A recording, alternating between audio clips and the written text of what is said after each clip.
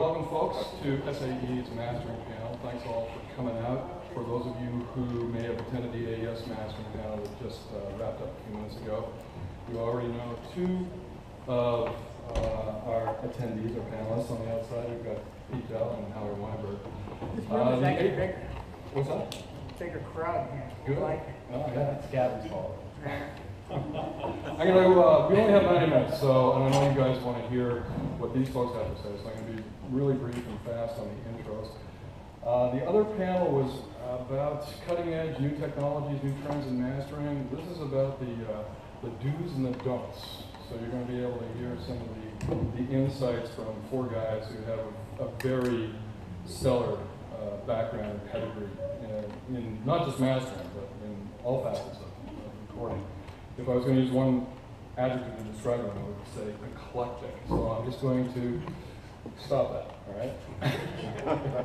I'm just going to do quick intros from your right across to your left, starting with Pete Dell. Pete Dell is currently head mastering engineer at Universal Mastering in Hollywood. And Pete's an all-rounder. He's one of the guys that came up through the industry. He engineered at Capitol Studios for a number of years, and then he was at Sony Pictures for a number of years. So his credit list has a combination of things like movies, Black Hawk Down, Road to Perdition. He's worked with Leslie West, Steve Lukather, The Voice, John Waite, and so on and so forth. So he's got a background which, for a mastering engineer, is very advantageous. He's seen it all from both sides of the glass and all of the various stages within the process of what ends up being mastered.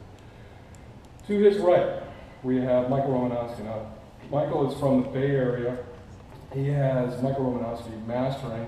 He also is the owner of Ocean Coast Recorders, which is a historical recording studio in San Francisco, responsible for some of the most influential records to come out of the Bay Area for the last 40 or so years.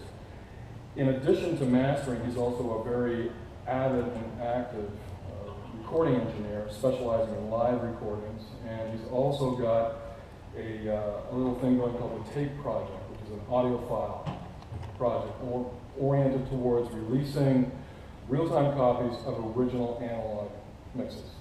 So it's more of a purist approach to mastering and going back to what some people feel is one of the best representations that you can get for music. So I'm sure we'll have some comments to make about that. He's worked with Kenny Burrell, Branford Marsalis, Santana, Will Kimball, Todd Snyder, and a variety of others as well. Too long. Most of these people have lists of credits that are far too long to mention. Gavin Lurson. Gavin is an interesting guy because he has currently a nomination for a Grammy for Best Engineer for the Queens of the Stone Age. Queens of the Stone Age, and on top of that, up for an Oscar. Well, we didn't get an Oscar, but we got some stuff in the system. You got stuff in the system, yeah. For what's stuff? You've got a Grammy award for Oh Brother Where Art Thou, yeah, which is a very influential film that really put Americana into the public eye and ear. And you've also got currently a credit for Llewellyn Davis. Yeah. Which also a lot of people are predicting is going to be putting that aspect of folk music back in the public eye. For those of you who are maybe somewhat familiar with the movie, it's actually not so loosely based on the story of a fellow from New York called Dave Van Ronk, who was known as the mayor of Greenwich Village. And he basically taught Bob Dylan what Bob Dylan needed to know in order to become Bob Dylan. So worth checking out, and Gavin here is responsible for both of those soundtracks. In addition to that, the Robert Plant, Alison Krauss CD, Raising Sand, which sonically is a very impressive sounding record, got you another Grammy. And in addition to that, Elton John, Leon Russell, Eric Clapton, and so on. And then that leaves us with Mr. Weinberg. Howie, his credits, his bio reads like McDonald's, over 250 million records sold. 3,000 releases, 200 gold records. Everybody from Nirvana and Beastie Boys to Slayer, Muse, White Stripes, Cypress Hill, Herbie Hancock, and more. So that's our panel. It's all about the do's and don'ts. I'm just going to let them at it. And to start the ball rolling, throw out a question, maybe just starting off, what would be the one thing if you were recommending to someone bringing their mixes in to any of you to do, what would be the one thing not to do? Pete, you want to start? Well, don't double think it. I mean, we often have people come in with mixes that are so loud and so compressed. But we like to see you bring in what you're used to listening, you know, what you think it could or should sound like, what you're used to hearing it sound like. But also give us a chance to take it to a much more beautiful place. I mean, we can to quote Doug Sachs in the previous thing, we can crush it and kill it better than you can. But hopefully in a peaceful fashion and make it sound. Don't worry about us, Pete. We're cool over here. Actually, it's a picture of vodka. We have a drinking problem at that.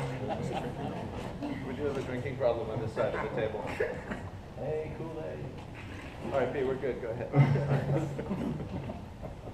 So, although we would admonish people to not crush your mixes, to bring it to mastering and tie our hands so much that we can't make it sound like the beautiful music that it could and should be. We also want to hear what you think and what you have been listening to it sounding like. So that would be my starting spot. Is like if I get to speak to somebody for the first time, I want the mixes that you've been living with, and also one that doesn't have it taken right to the moon. The analogy I often make is about when you're paying for the maid to come over to your house and you clean the heck out of your house first and spend hours, you know, it's like, no, this is what you're paying the pro to come in and do. Let them do their job. And sort of the same thing applies to us. Let us do our job and make the music sound way more like music. You know, there's a reason for the stuff that comes in that mixing engineers put these plugins on. And excuse me, it's because when a mix engineer, whether it's these days everybody does everything, so it's not necessarily artist, mix engineer, producer, a lot of times people cross-pollinate.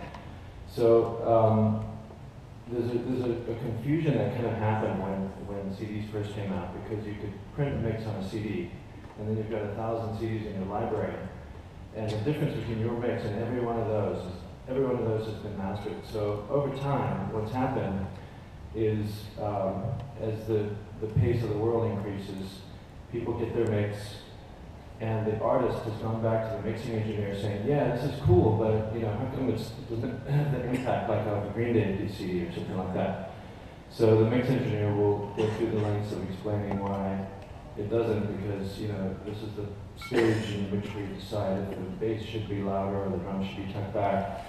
And then at the end of the conversation, the artist will say, okay, that's cool, but how come it's not as loud as the Green Day CD? So instead of having these conversations that go back and forth, mix engineers just got into this habit of slamming everything. So it's unfortunate that this has happened, because what it's done is it's helped us step backwards in our progress, because if you're lucky, the mastering guy will catch it and will say, okay, let me hear these things through this plugin so that I can take your mixes and do at least that and then something more.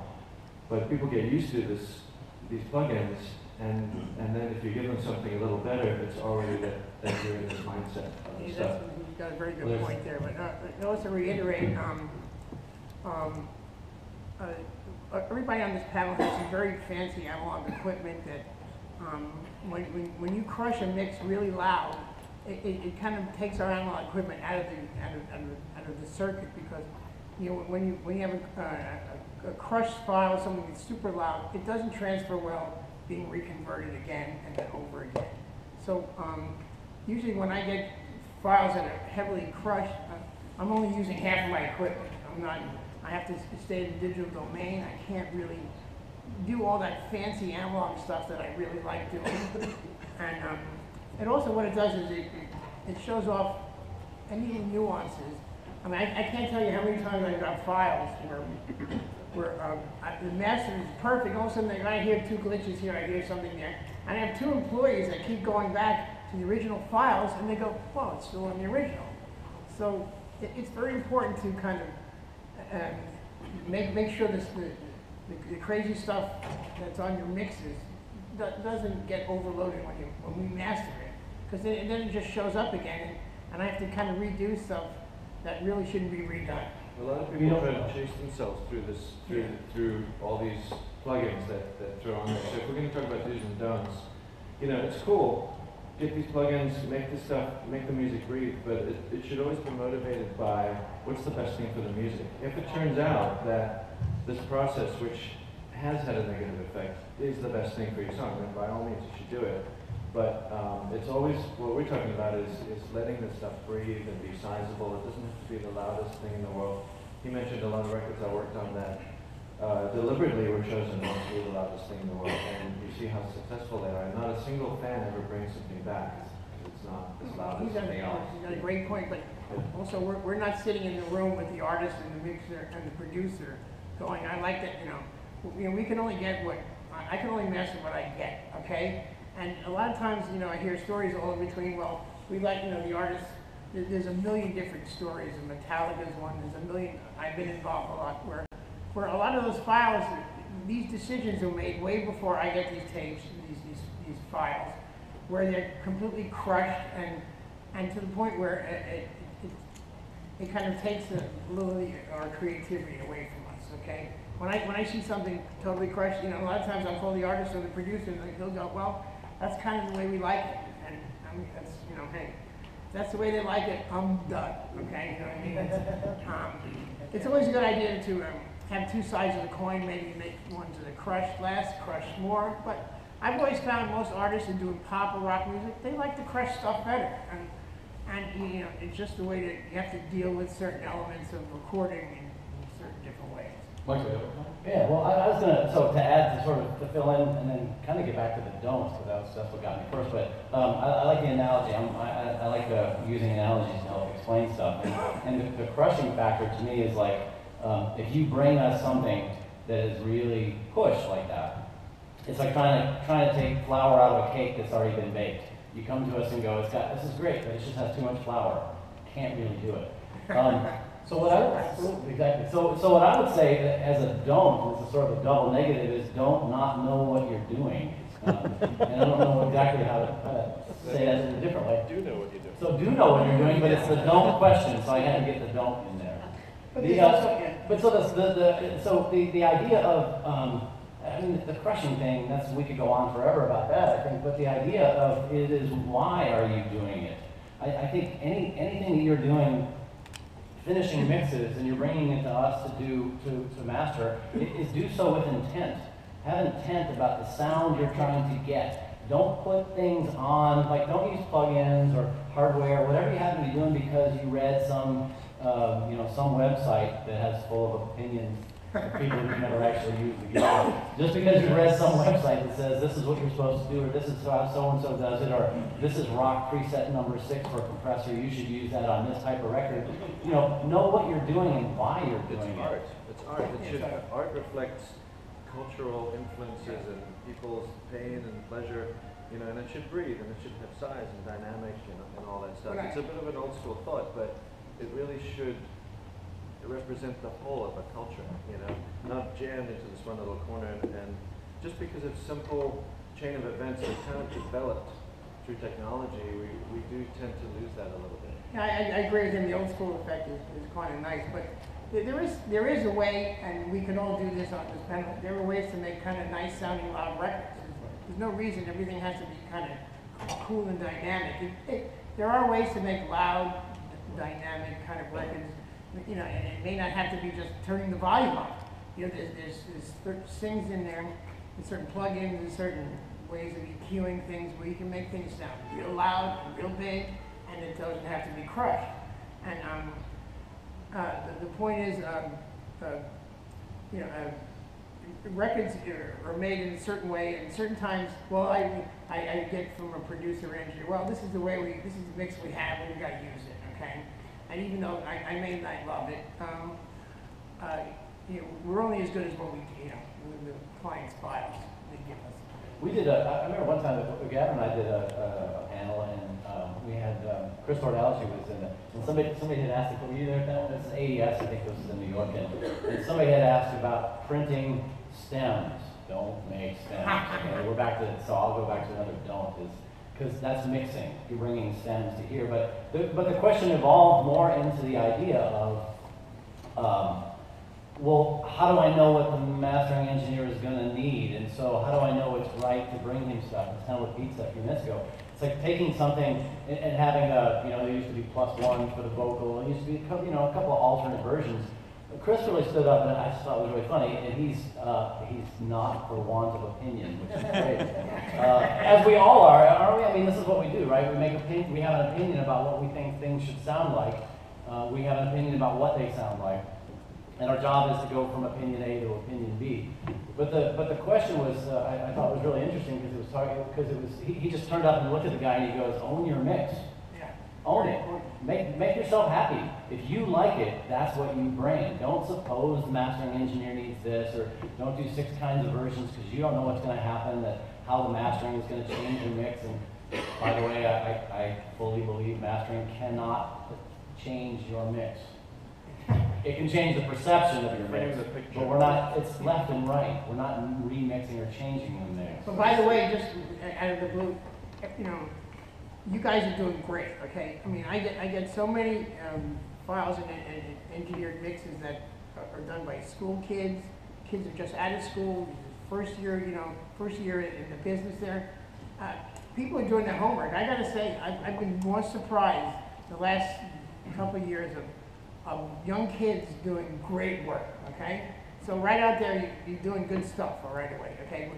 Everybody's not that far off. Everybody's doing their homework. They're reading the manuals. They're doing these chat sites, and it's all paying off, I think. Would you agree? Yeah. People are doing good work. People are figuring out how to use all this stuff. We're just talking about the intent behind it. We're kind of all saying the same thing. But I'm curious, are you guys all engineers? Producers? Artists? Oh, that's a good question. Mostly engineers.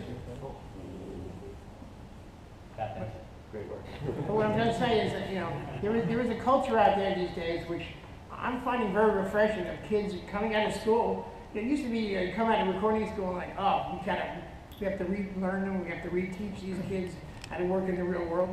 I mean, this is the whole digital world these days where kids are coming out of recording schools, probably a lot of you guys here, and you're ready to just step right in and make really good sounding records because you've learned how to do plugins, you know how to use Pro Tools, you know how to use digital. Plugins to you are like what analog tape was to me 20 years ago. If you really know how to work them and refine them, you can make great sounding records. And my hat's off to you guys. I was trained by Doug Sachs, who did the panel with earlier today, and he was one of the first pioneers of the industry of mastering. And what I learned as a youngster coming out from Berklee College of Music to his place was that an equalizer was initially a device designed to compensate for poor mic placement. An equalizer is an amplifier that resists certain frequencies as you raise or lower the level. So if you poorly placed microphones, you could then put one click of something here and there to kind of compensate for some room sounds. And over time, these instruments, well, they've become instruments for us. They've become secret weapons, nuclear weapons. But essentially these things were designed as something different that they're used in today's world. I agree with Gavin a lot. My dad in the business was Bob Ludwig, and my job originally was Bob would do a session during the day with some very famous artists. Since he had the best studio in the complex, he would let me use his studio at night for my own projects if I did his projects at night. So in other words, he would hand me basically a file. Everything in those days was analog. It was usually all tape. Digital kind of wasn't even digital was a thought about thing, but it wasn't really there yet. So the whole industry was analog discs, generally vinyl. So he basically taught me, and this is how I learned, that every project he did, he handed me basically the keys to the store. Here's a cutting card of my whole session. Here's listed out exactly what knobs I turned for every record. And after a while, after you keep recalling his mastering notes, you figure it out. So after a few years, I'm like, oh wow, that's training that you don't get these days because people are just handing digital files and you don't kind of know what went into them. So that's why with digital audio these days, it's a whole other ballgame. You can't really, the two of them don't correlate that well. When you note about handling the files, Howie, a question: do or don't attend your mastering session, or Don't show up. to put it another way, Well, we have to show up. do We have to show up. do or do not invite the client to your mastering session. Well, Here's the thing. What's up with that? Go ahead. well, basically in the 80s and 90s, I would say almost, I started in the mid 80s. I would say for 15 solid years, I would say about 80% of my session, 80% of my projects were showing up by clients. The only reason they wouldn't show up is either they just hung over, or they were in a different state, or they didn't want to, or whatever it is. They just, a lot of clients consider mastering like going to the dentist. So I got used to it, like, I got used to really getting, when the client is there, you get a feel for everything, you know exactly what they want. They're telling you, I want this and this and that. They're over your head, I have to admit, they made me work a lot harder than if I just get a file from somebody who says, hey, just do your thing and then send me the file, I always enjoyed, nowadays I think maybe 15% of my sessions just showed up, only because half of them are around the world, and half of people just, they don't want to bother. They think, oh, you know what you're doing, I don't need to come in. And to be frank with you, I'd rather not have them in anyway. They just kind of, they disrupt my workflow. But what I'm trying to say is, it's not a bad idea to, when you're mastering a record, when you have a project finished, call the guy up and tell him, you know what, I like the stuff with a lot of bottom. I like the stuff real bright. I don't want, it's always a good idea to have a kind of relationship with him where you kind of give him you give him direction. It's very important, direction. You agree on that? Yeah, it's always great to be connected to the people you're dealing with because you do what you do. And all these great successful records I've mentioned, most of the guys, the really well-known producers that are out there making records all the time, I'll work with them and they wouldn't even hear what I do. By the time it comes time to reference the material, they're on to the next project because they just assume we know what we're doing. So it puts the pressure on us to get it right without their approval. It's nice when they can be involved in it because then you have some security knowing that you delivered the good project. But, these days people are coming in, nobody's got money for this anymore. So they're grinding us down, and even the people with the best intentions of how quick it's going to be, because time is money. It's just the reality of it. We're in the business of creating something, but we're also in the business of keeping our doors open. So you have to understand all of that, and under the best circumstances, it's 30 minutes to say hi, what's going on, how are you, how's everything? Another 30 to say goodbye at the end, another hour for lunch. So if you take 2 hours outside of your day just for the hellos and the stuff you got to do to be social, even people under the best of intention, this is what happens. So when you're in the when That's you just don't for do a that, single. when you don't. It doesn't mean we But don't. when you don't do that, people tend to think you're rushing them and you're trying to get through their project, which is not the case. You're trying to do your best work, and It's actually the exact opposite. and you create the perception of rushing the situation. If somebody's on a very limited budget, you got to stack it up. It's So it's the there's exact that. opposite because you want to spend more time with their project. But just remember one thing also, budgets these days are not what they used to be. When I had all the attended sessions every day, the budgets were much, like almost double what they are today. So clients could hang around, they stay around there, and you didn't mind. But now, the budgets are whatever, sometimes it's whatever you get out of the client, whatever, it's not like there's one set rate structure. I mean, I find that, you know, I try to have a rate structure and that never works. Or if you adhere to it, there's somebody else who will make it, you know, work even cheaper. But the point being is that guy who's doing it cheaper, is it really better or is it just cheaper? I'll do it for $100 less than you charge. So I And it'll be the You exact- can have it cheap, you can have it fast, you can have it good. We've all seen it. The bottom line is we love people, but the thing is, it is a business and we have a workflow, and when you kind of disrupt the workflow, it kind of, it messes with our minds a bit, right? Michael, you had a comment I want to go back to in terms of do's and don'ts that you briefly touched on, and I think a lot of the folks here would like to hear more on that. Do you care to share about why you said don't do stems? And I'm sure that, first of all, is everyone here aware of what stem mixing or stem mastering refers to?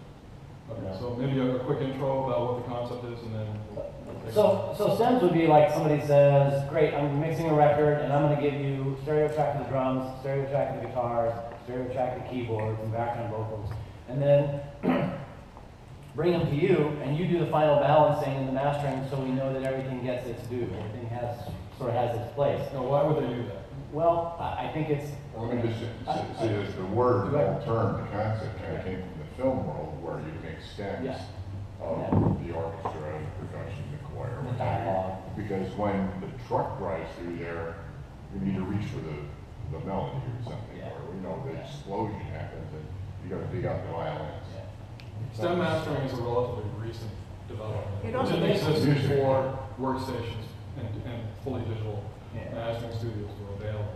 And it's sort of an extension of the concept of if you weren't sure Yeah. in your control room, acoustically or monitoring wise, where the kick should sit against the bass, and it sounded different when you played it in your car at home or whatever, then you cover your basses literally and do one mix with the level of the bass at a certain point, and then another mix with the bass up or down. So you get, likewise, typically the vocal as well. So you get vocal up, vocal down mixes.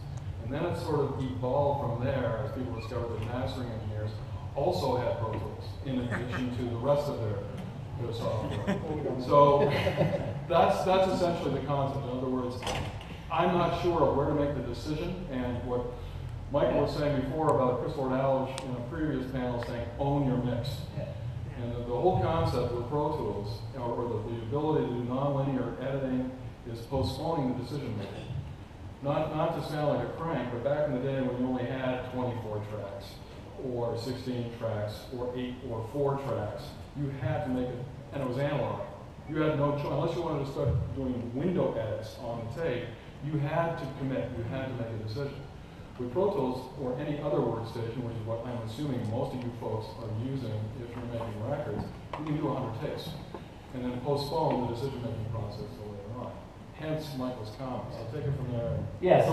So what you're doing then is that's exactly right. Is you're postponing the decision making, and you're not even taking ownership of the decision making process, even though you are being credited as the mix engineer. So as mastering engineers, we're at our best when we are completely disconnected from the content. What I mean is we are not tied to it emotionally. There's no, for me anyway, it's a very Zen process. It's a very absorb what's coming to me, feel what's going on, hear it, decide what I think it sounds like, decide where I think it's going, and then from there, and then figure out how I'm going to get to there with consultation with the client if they're present, or on the phone, hopefully beforehand, before we get started with, let's say, a new client or something. But what Stems is doing at that point, if you're doing something like that, you're postponing it to where now we have to be invested in the balance of the mix. We're listening for perception and presentation, and how's this going to translate to the outside world? Not is, hey, that's a cool guitar part, I think that needs to be louder. That's the aesthetic side of it. That's what the balance engineer, the mix engineer should be doing. That's not what we do as mastering engineers. And so, in my personal, I know some people work with stems and they make great records, and that's totally fine. I find for myself, I'm best when I'm completely separate from the content and I don't have an emotional connection to it, which is why I also believe that being, the mix engineer should never be a mastering engineer, because that line is so blurred between objectivity and an emotional attachment to something. Would there be a situation where you would want to use stems? Have you ever come across that? Where you Well, I found surrounded one, well, say with conventional stereo mastering. I found that I've done a bunch of STEM projects, and the results were frighteningly good. And I have to say, they were frighteningly good. When you can kind of tweak, you know, the way we do a mix in terms of vocals and the whole project. The only thing that freaked me out also is how many things could go wrong so easily. Okay, so as a result, I decided that unless the client completely insists on it, I don't want steps. I want finished mixes that you guys love, and I don't want to hear anything. I don't want to hear, you know. Don't want to hear it. I don't want to hear it. You give me a vocal up mix if you like, but don't send me stems and make your own vocals, you know. Well, and then, wait a minute, then you have like 6 different versions of the song you have to listen to, and then you have to do that for every song, and then they say, well, why is the billing so high? Exactly. I've got a funny story. He mentioned window edits. You guys know what window edits are? Can I explain? Because there's a story that might illuminate what's going on here in the content of what everybody's saying. A window edit. Imagine you guys know what tape is. 2-inch reel tape. You remember vinyl, right? Okay, so there's 24 tracks on a piece of 2-inch tape. I mean, if you record it that way, if you format it that way. So you can get this little window of oxide that's magnetized, and you put it over, you just set it over the tape, and it shows you the magnetic striping of these individual tracks.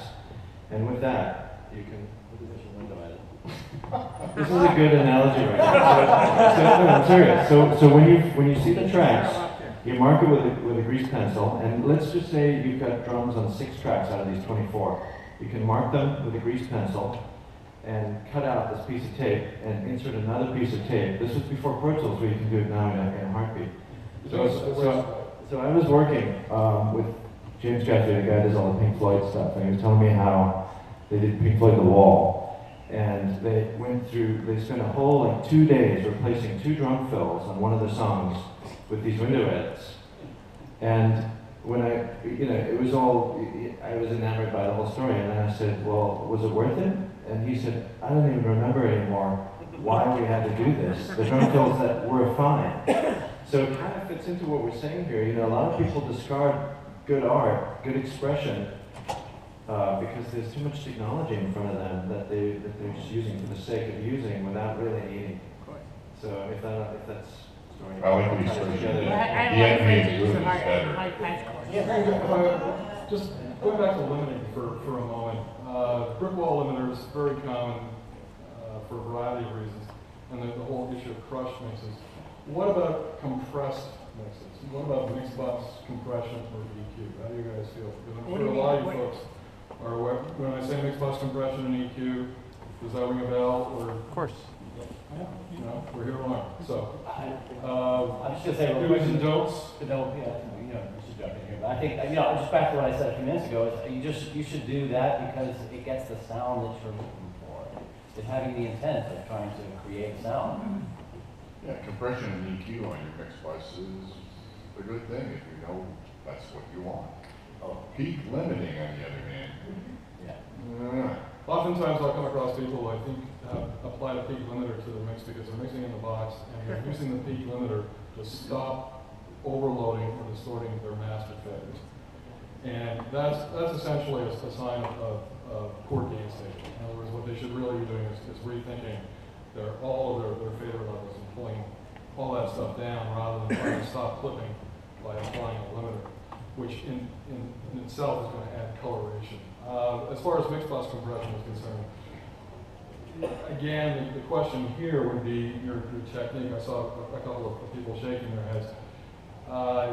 It depends on how you understand its use. Some people will set up a mix and introduce mix bus compression relatively early on in the mix, and then will mix through it. And then will ignore it. And other people will add it to the end of the mix just to add a little bit of squeeze. There are obviously cons as well as pros to those approaches. I guess the question is, as far as if you are going to be submitting your mixes to folks like us, do you want to have compressed and uncompressed versions of your mixes? I have an analogy. I love the analogy. And the food analogies work well with music. And And this is a great one, because I see this, that people will start, they talk about starting a session in some workstation, and they'll put compression and EQ on the master bus before they get started. That to me is insane. Why would you do that? Like that would, to me, the food analogy would be starting with a cup of salt and saying, I'm going to make soup. How much soup do I need to put to get that salt to be just right? Why would you do that? Well, back to the crystal analogy thing on your mix, that, you know, there's so many different ways. Compression sometimes it's an abused word. You know, sometimes compression is just things so loud and so, you know, gritty that it's crushed. But I've heard some of the best engineers in the world use compression, and it just makes you cry how beautiful it sounds. You know, so the whole compressor thing here is a different grain of salt. What we actually, what do you actually? The word compression, what does it really mean to everybody? And I'm sure to everybody in this room it means something different, okay? So, you kind of have to explain that. Yeah, back to the limiting thing, you know, so you definitely don't want, if you want to have look at brick wall limiter on your A to D converter, like for us, we're going through analog equipment, so we're probably looking at something to make sure that we're not clipping our A to D converter. But there's no reason in 24-bit material and anything above, you know, well, Redbook and beyond, high-res audio, there is no reason your mixes or your individual sounds for each channel need to be up. This is not analog. I talked about, like, every workstation has a thing. I was going to do that with water. You have a certain amount of math per channel that you can use. Okay. And you have a certain amount.